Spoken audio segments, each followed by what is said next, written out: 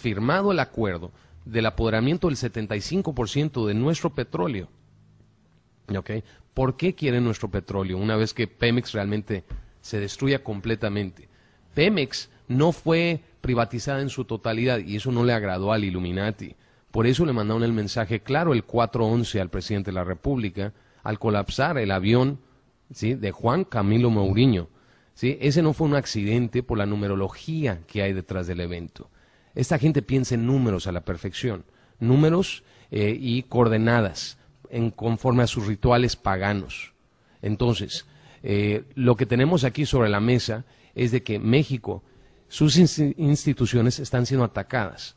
Otro ejemplo, la Mossad de Israel trató de destruir nuestro Congreso Federal en octubre del año 2001, pocas semanas del 11 de septiembre. 2 agentes de inteligencia de Israel entraron con explosivos al Congreso de San Lázaro para volar el edificio completo. ¿Okay? Los cañeros que estaban protestando en ese entonces vieron que tenían armas tipo Glock. Estas armas Glock son de plástico, no las detectan los detectores de metales. Los detienen, los cañeros los someten, los detiene el equipo de seguridad de ahí de San Lázaro, se los llevan detenidos a la PGR. El general Rafael Macedo de la Concha habla con José Castañeda Gutmann, en ese entonces secretario de Relaciones Exteriores de México. Gutmann, judío, habla a Israel. En Israel habla con el primer ministro de Israel. En este caso era Benjamín Netanyahu. Benjamín Netanyahu envía un attaché especial, ¿sí?, a México para recoger a estas 2 personas y llevárselas. No fueron tratados por terrorismo, no fueron tratados ni encarcelados.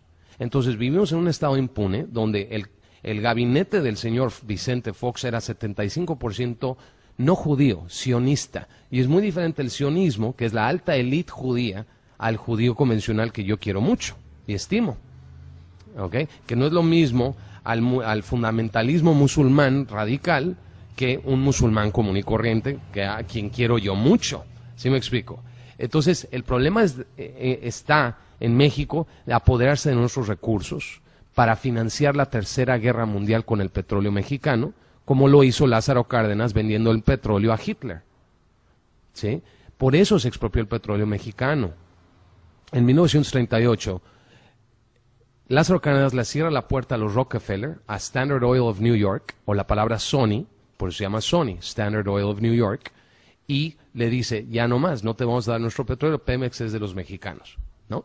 Empezó a vender el petróleo a Hitler para mantener el aparato de guerra de los nazis.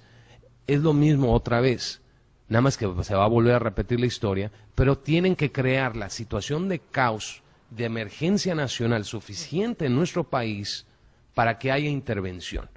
Y nosotros lo veníamos anunciando desde hace años atrás. Se está planeando ataques terroristas en nuestro país por facciones extranjeras. Y que entendamos que la CIA es una agencia que está dividida. Hay gente muy buena en la CIA, hay gente muy buena en las instituciones de gobierno de los Estados Unidos, pero también hay gente maligna en facciones y grupos que están ejecutando órdenes del Illuminati, ¿sí? Como la agencia Omega del George Bush padre.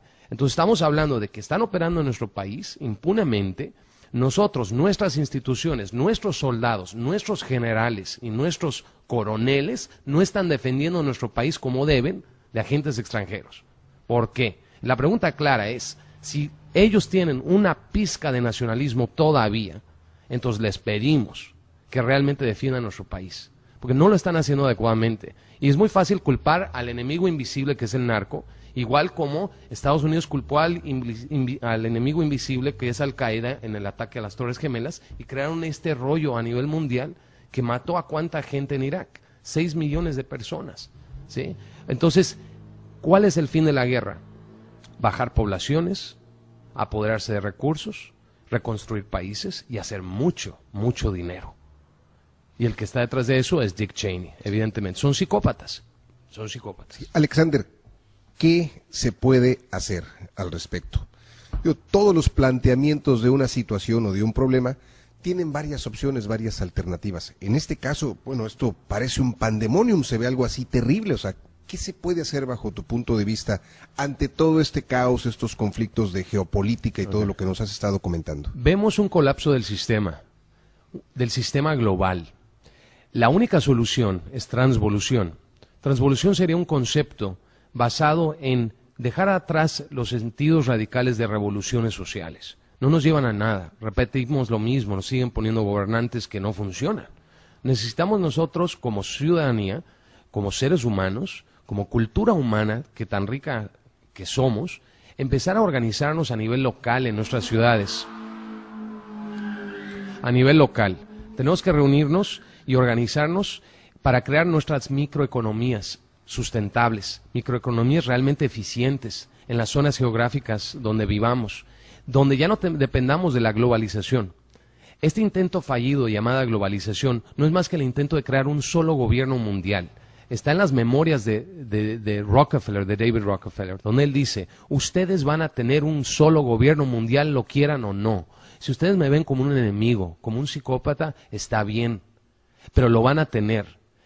Cuando le pregunta el cineasta, que en paz descanse, Aaron Russo, en el documental, un documental extraordinario que se llama Freedom to Fascism, Libertad del Fascismo, le pregunta, porque él era amigo de Nelson Rockefeller, el otro hermano de David Rockefeller, le pregunta, bueno, ¿cuál es la finalidad de ustedes como familia Rockefeller en el mundo? O sea, ¿qué es lo que realmente ustedes buscan? ¿Qué quieren? ¿Bajar la población? ¿Ponerles un microchip cerebral? ¿Conectarlos a Internet? ¿Descargar sus memorias en bancos de datos? ¿Clonarlos? Y básicamente tenerlos controlados bajo un sistema económico electrónico. Es todo. Esa es la finalidad de ellos. Por eso tenemos Gillette, Walmart, Hitachi financiando el microchip cerebral. El microchip cerebral ya funciona, tiene éxito. Entonces, ¿qué hacer? No podemos quedarnos en ciudades. Las ciudades nos van a tener atrapados. Si se colapsa un sistema, no hay agua potable. Si se colapsa la luz, si se colapsa el petróleo, si hay una emergencia nacional en nuestro país, y nosotros no estamos preparados, cuando menos a saber sobrevivir 72 horas, mucha gente va a entrar en pandemonio. Eso es lo que realmente preocupa cuando anuncia Estados Unidos una posible guerra civil mexicana.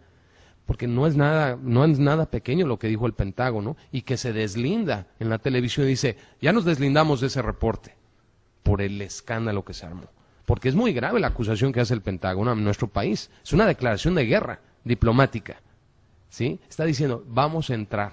Si no ponen orden en casa, vamos a entrar, porque ustedes son una amenaza para nosotros. Qué cómodo, ¿no? Qué cómodo, la verdad. Es como decirle al vecino, tú tienes un perro bravo, y si no lo educas, yo te lo voy a ir a educar. Voy a entrar a tu casa y voy a invadirte todo y voy a educar a ese perro, ¿no? ¿Sí? Que nos está molestando a nosotros los Pero una vez que entren, no se van.